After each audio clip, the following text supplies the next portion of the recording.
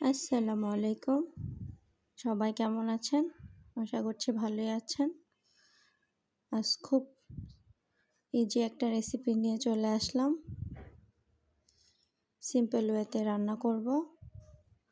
কাঁঠালের বিচি সাথে ডাঁটা পলা। এটা একটা ভাজি, কিন্তু খেতে খুবই দারুণ। একটু হলুদ গুঁড়ো আর লবণ দিয়ে পুরো রান্নাটা আমি সরিষার তেলে করেছি। খুবই দারুণ ছিল। আপনারা ট্রাই করে দেখতে পারেন। আমার তো খুবই ভালো লেগেছে, তাই রেসিপিটা শেয়ার করলাম। দেখে যাবেন, সাপোর্ট দিয়ে যাবেন, পাশেই থাকবেন। ধন্যবাদ।